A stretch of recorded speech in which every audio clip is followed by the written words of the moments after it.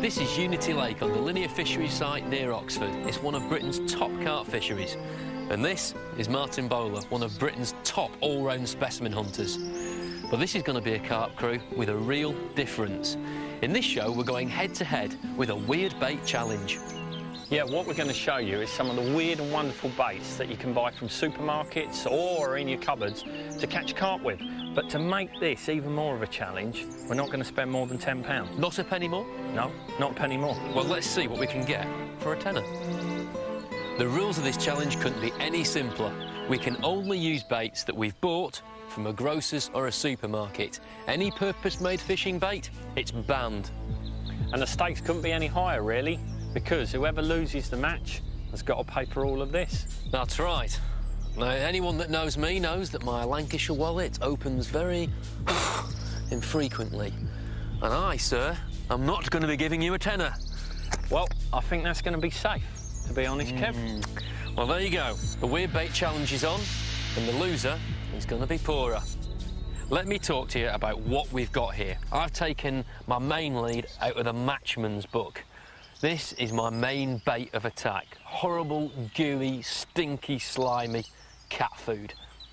That is disgusting, but it will work, I'm telling you. That's going to give you a right kick Rather in. you than me. I've got some spicy sausage as well. Spicy sausage, you know as well as I do that that is a carp bait. No, no, You're not having that. That was made for eating, not for carp bait, so I'm having that one. I'm taking that. Next up, look at this. Gravy granules. Put that on some meat. Let it go all meshy and it dissolves on them. It's a beautiful... I love this sausage, it's great. I think you've gone very one-dimensional, to be honest. Yeah, meat. If they don't like meat, you're in trouble. I am stuffed, I Check agree. that. Right. Read 'em and weep, £9.97. Right, go on then. And Prove I've gone for much more variety, a kaleidoscope of baits. Go on then. Old favourite, chickpeas, health food shop, Right. oyster sauce. So that's what you boosted them with? Yeah, oyster sauce. Smell lovely. Nice and smelly. Sticking with the seed, pulses, that kind of rain. Yep. Coconut milk. Right. Pearl barley. Peanuts have been soaked and boiled. Yep. And sweet corn. You smell that. And a little bit of almond essence that I stole from my wife. That is nice. OK. That's good, that is. Then we've got some dog biscuits.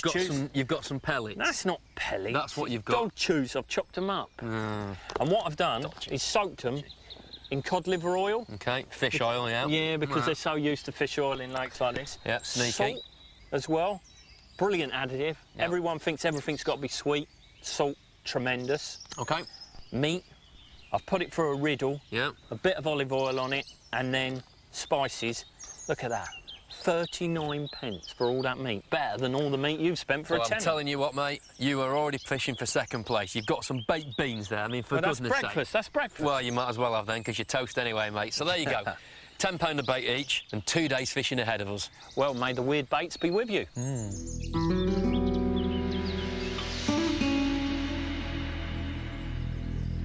Just because we're using weird bait doesn't mean that we've got to completely go mad. Marker float setup, vital for a lake like this. There's loads of weed in Unity. So before I cast out for the night and spod some bait out, one of the starting points for the session ahead, basically just want to find clear areas in the weed. Using a marker float setup, it shall help us find the depth. But first, it's just a case of teasing it back, feeling the lead bounce along the bottom. Where it locks up like that, that's weed. And then as it comes free, you feel the gravel. That's the place to cast.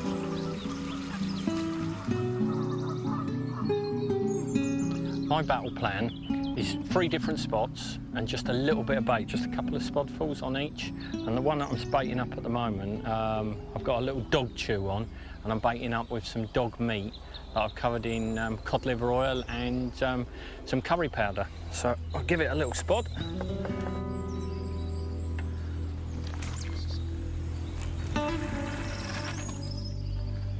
Well, the money's as good as mine. Well, this is my first throw of the dice. Horrible, gungy, slimy cat food.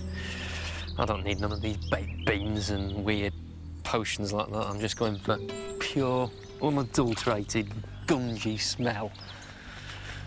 I found a reasonably clear area out in my swim.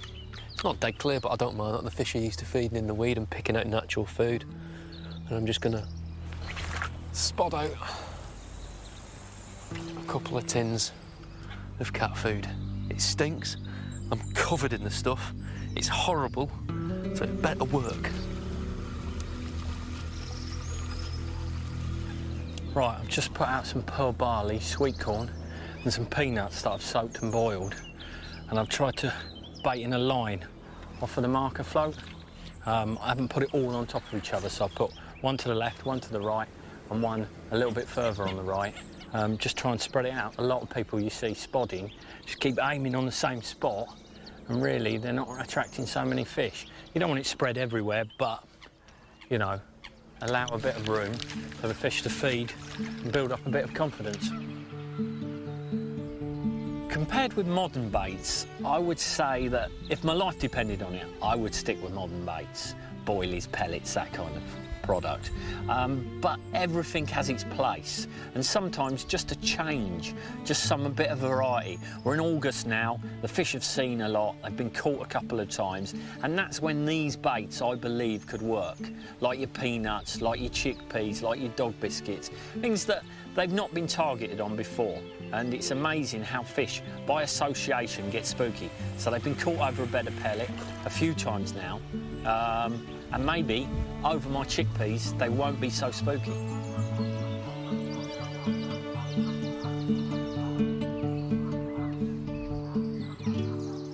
There we go, the last finishing touches to the rig. Just camouflaging it with a marker pen. Gravel pit here, so you can see what I've done is painted in, just dappled it with lots of different colours of marker pen, just so it blends into that sort of messy, pebbly bottom. And we've got a ledger weight here that's been covered in little bits of stone and gravel and all sorts of things. It doesn't get any more natural than that in a gravel pit, does it? Then we come down to the business end. This is my bait for the night. Basically a little tiny nugget of spicy sausage full of garlic and all sorts of little oils, and oh, really tasty, really smelly. But I want to pop it up because there's lots of weed and garbage in my sim on the bottom. So I've got a little piece of foam here, and actually, shh, don't tell Martin, a little piece of fake rubber corn. That should do the trick. And I've just got a little BB split shot just to pop it up and anchor it to the bottom. Now when I actually come to chuck this out into the lake, I'm going to add a little piece of PVA stocking that I've filled with 4 little cylinders of spicy sausage. And then I've just covered the hook with a bit of foam just to keep the whole thing clear of the bottom weed. Now I reckon that is going to be irresistible.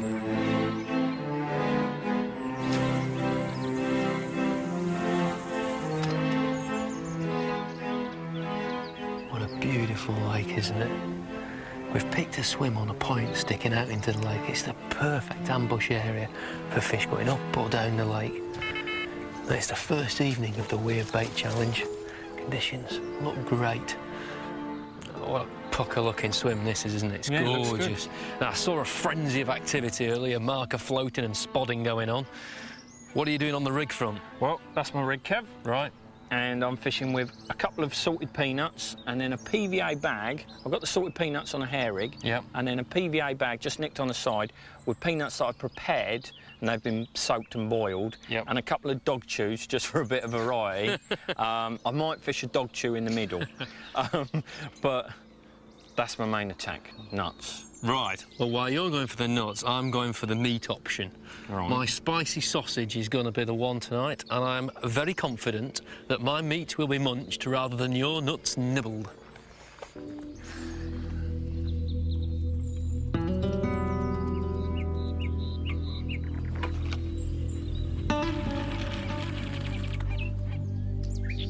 Kev might laugh at my nuts, but I think I'm going to get a nibble.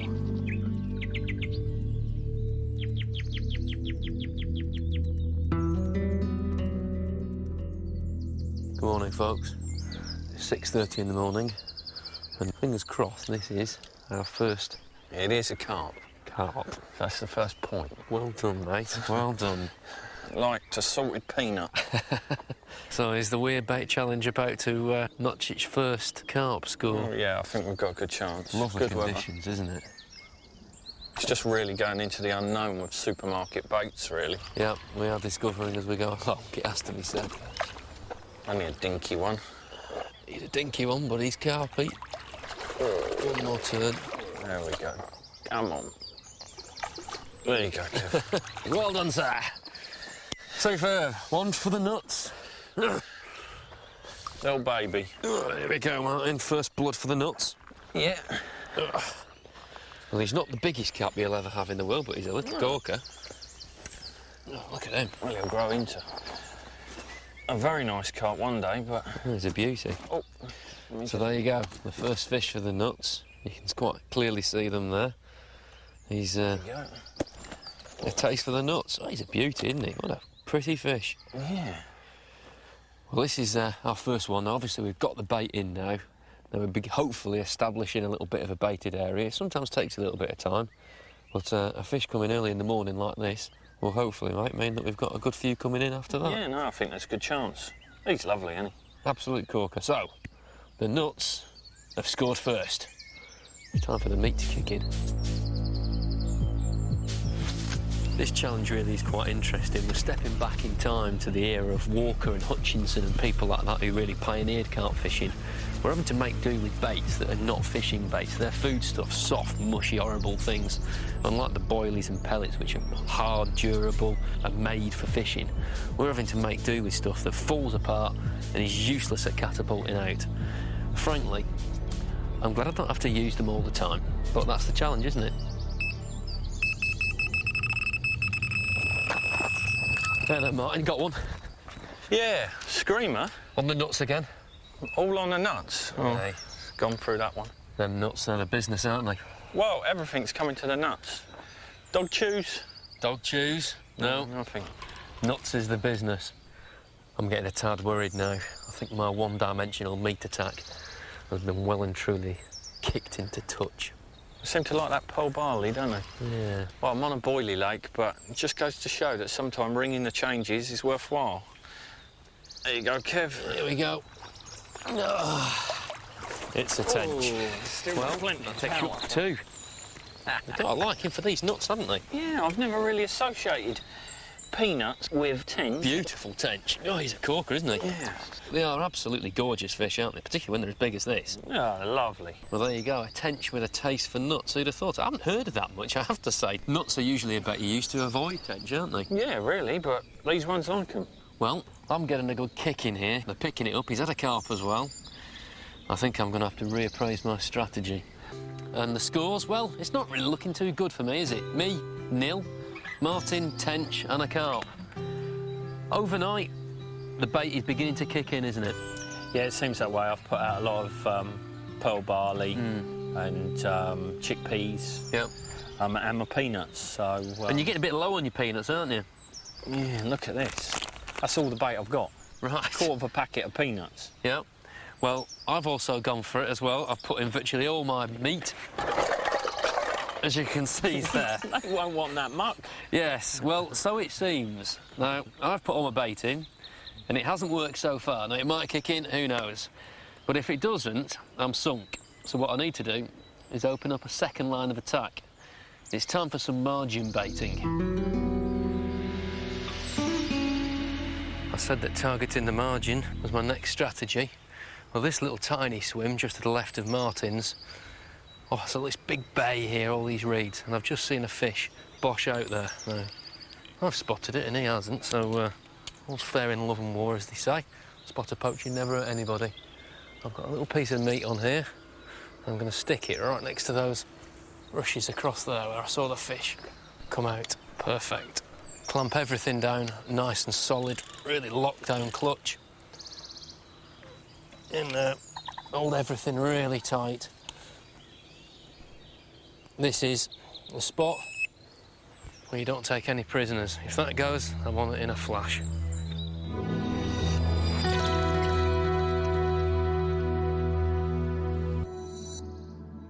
A female carp produces a huge number of eggs. This 5-kilo common should produce about half a litre of spawn. That equates to about 500,000 eggs. Within an hour, our half a litre of carp eggs have become 4 litres. They've expanded by over 8 times their volume as they've taken on water, and they're now ready to start the development process. 2 to 3 hours later, our eggs have been placed in the safety of the hatchery. They're put into Zuga jars, which are specifically designed to enable water to well up through the egg mass. This ensures that every egg has a good supply of oxygen, enabling the correct development of the embryos within their shells. But quite quickly the eye spots develop, and by day 2, the backbone's clearly visible. It's staggering to think that in only 3 days, what starts out as a minute cluster of cells will actually become a little fish. Amazingly, when they're hatched, they're only the size of your eyelash. But for 3 days, they don't do any feeding. They actually rely on their yolk sacs to supply the nutrients that they need. And as they do, over 3 days, they develop their fins and take shape into little carp. After 3 days, these tiny guys have actually exhausted their yolk sac, and it's time to start feeding. Now, it goes without saying that pellets and boilies, like these, are going to be a little bit too big for fish like this.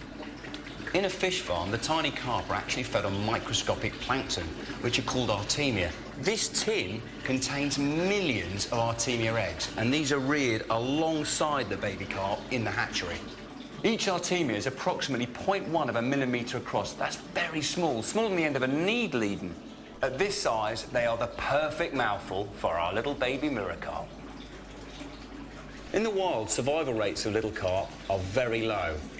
That's actually quite good news. Imagine if every time a carp spawned, this lot survived. The lakes would soon be very overstocked.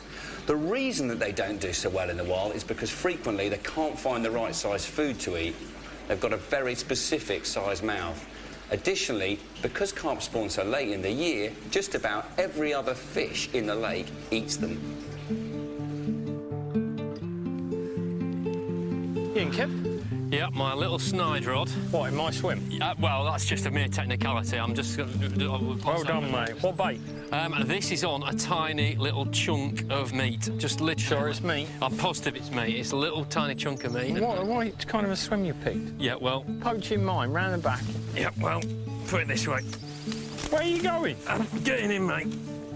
If it won't come to me, I'll go to it. I'll tell you what, I reckon the sun's done your brain in. Well, this has to be one of the strangest netting positions I've ever had. It's a tench. It's a carp, mate, and that's all that I care about. Come on, get him in. What are you playing at? Oh, there you go. See, the meat hanging from its mouth. What, is that boilie, I think? Lovely job. Result. Sir, grab my rod. Right. What kind of a mess are you in? Pathetic. Perfect. No, not perfect. Pathetic. Well done, mate. Well, I might have wet feet, but it was wet feet that was worth it, and that is a piece of meat, thank you very much. Well, I'll have to send that to the laboratory. And this is something I haven't seen too much of on this session anyway. A Unity Lake mirror. Well what a done, beautiful mate. fish. Even if I was poaching.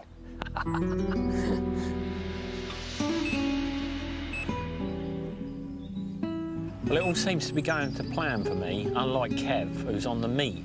I've gone for a more particle approach, small little baits, and the fish, they root around a lot on these kind of baits, and it gets them very competitive and likely then to make a mistake. Well, there comes a point in every carp angler's life when, quite frankly, you just have to admit a gracious defeat. Well done, Martin, you in again. Yeah, different rod this time. Yeah, oh yeah, he's picked it up out there, hasn't it? Yeah, over on that bar that I've laced with pearl barley, maple peas. And nuts. Yeah. And the nuts have got it again. The nuts, these fish. One back for my old buddy Penners. Well, Martin, we've had 2 days of the weird bait challenge, and this could be the final nail in my meat coffin, couldn't it? Could be, mate. Yeah. They never really got onto your meat. No, there must have been something wrong with my meat. It must have been smelling off or something, I don't know.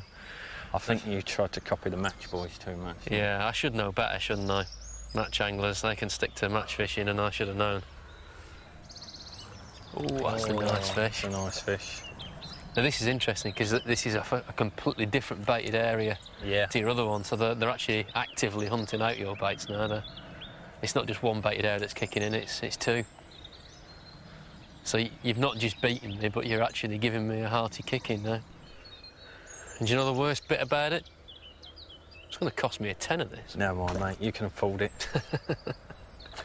Oh, yes.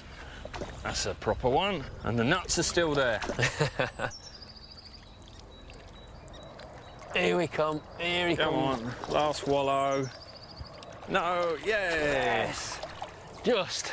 Oh. Well, that, sir, Cheers, Kev. is victory to you. Well done, mate. Cheers. You've won the Weird Bait Challenge. Oh, let's have a look at him. I tell you what, Martin, he looks like he's got a beautiful scale pattern. Oh, yeah. Look at that. He's a proper fish, isn't he? Oh, look at those big old moon scales, Martin. Oh, this is a corker. Well, here we go. The most painful bit. The green wallet is opening. £10 has come out. And that, sir, is your reward for giving me a thorough kicking. There you go. I knew you'd be good for something. That is one of the best looking carp I've seen in a long while. Little tiny starburst scales along its flank, and then it's just capped off with these beautiful moon scales here, big old disc scales. Oh, yeah, lovely. Martin, you've fished very, very well. You use those weird baits extremely intelligently, I have to say. Your multi-dimensional approach completely battered my meat effort. And as far as I'm concerned, weird baits, I ain't ever using them again.